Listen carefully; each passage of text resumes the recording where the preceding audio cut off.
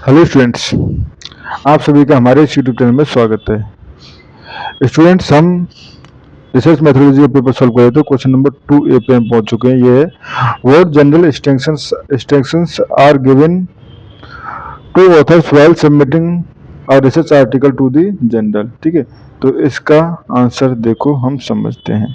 ठीक है, ये हमारे पास आंसर है। एक एक पॉइंट को हम समझेंगे।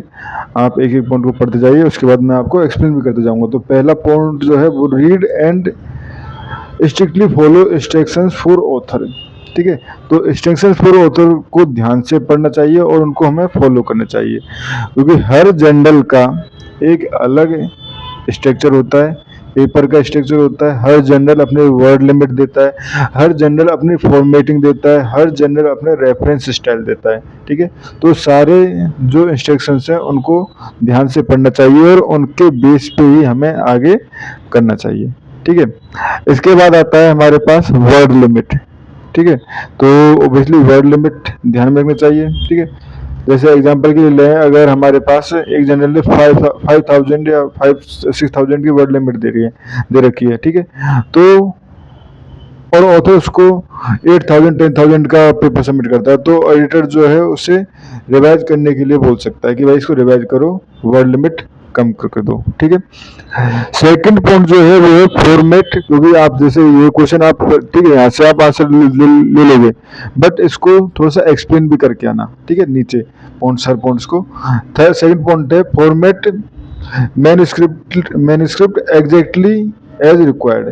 ठीक है, यानी फ़ॉन्ट स्पेसिंग, क्योंकि मोस्ट ऑफ जनरल क्या करते हैं अपनी फ़ॉन्ट स्टाइल, और मोस्ट ऑफ जनरल्स में टाइम एंड न्यू रोमन होती है। ठीक है, साइज मोस्ट ऑफ जनरल 12 या 11 देते हैं। स्पेसिंग कभी कभी में डबल होती है, कभी स्टैंडर्ड, और मार्जिन जो है वो स्टैंडर्ड होता है। ठीक है, क्योंकि ये सब क्यों देता है जनरल की वो पेपर जो है एक अच्छा दिखे।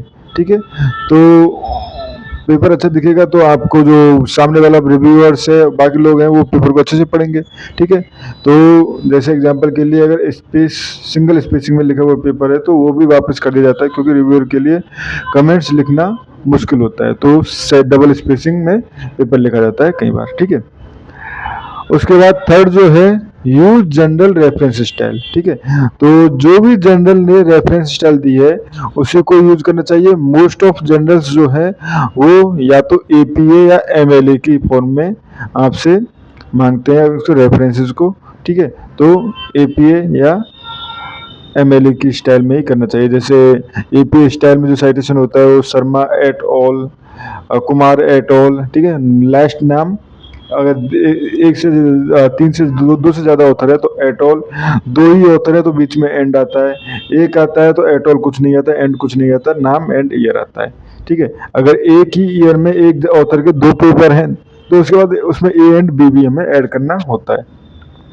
ठीक है, एंड अगर ऑथर जो है वो नंबरिंग स्टाइल यूज करेगा तो करेक्शन के लिए भी बोला जा सकता है। ठीक है, क्योंकि अलग अलग तरह का जो जनरल होता है वो अपनी अपनी डिमांड रखते हैं उन्हें किस तरह से पेपर चाहिए। ठीक है, उसके बाद है submit high resolution figure separately. ठीक है, तो जनरल्स जो होते हैं एक तो पेपर में आपसे फिगर्स और वो मांगेंगे ही। ठीक है, उसके अलावा एक सेपरेटली भी आप अपने ग्राफ टेबल की जो क्वालिटी जो है जो सबमिट कर रहे हो उसकी एक अच्छी क्वालिटी, जिससे कि जो प्रिंटिंग के टाइम पे वो क्वालिटी जो है वो ब्लर ना हो, तो वो आप दे सकते हो। ठीक है, जैसे अगर आप मोबाइल स्क्रीनशॉट से बनाया है तो ये ब्लर्ड है तो जनरल इसको एक्सेप्ट नहीं करेगा। आप उसको लैपटॉप की स्क्रीन से आप उसको स्क्रीनशॉट लेके बनाइए, क्योंकि मोबाइल की स्क्रीन से कई बार जो क्वालिटी जो है, क्वालिटी ऑफ इमेज वो ठीक नहीं आती है।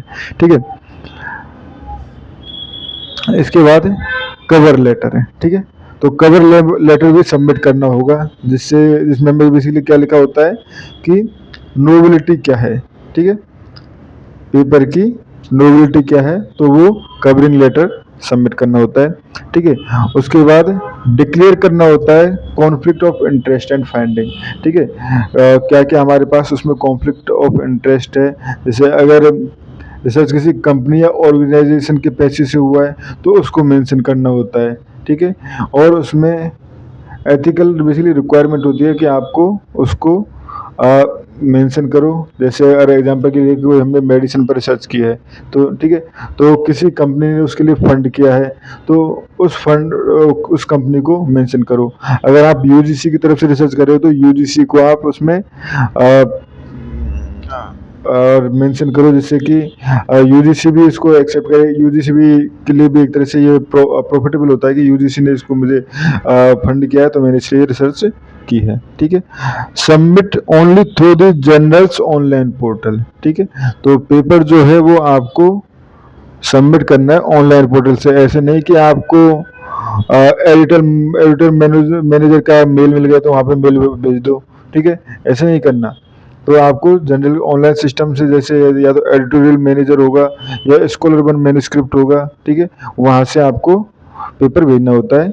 मेल नहीं करना होता है कि आपको एडिटर्स को मेल कर दिया, किसी को मेल कर दिया वहाँ पे, या जनरल की मेल आईडी है तो आपने उसको मेल कर, जनरल को की मेल आईडी पे मेल कर दिया, तो इस तरह से नहीं करना होता है।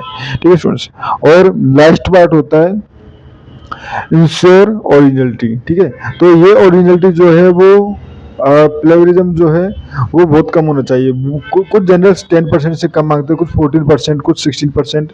तो ये जनरल टू जनरल भी चीज़ें वेरी करते हैं।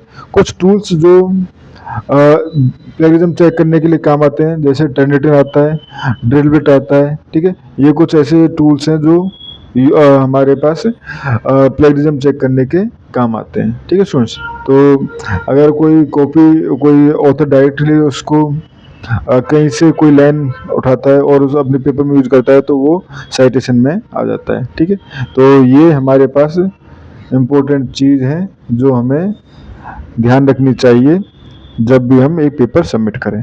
तो स्टूडेंट्स, इस वीडियो में इतना ही। Thank you.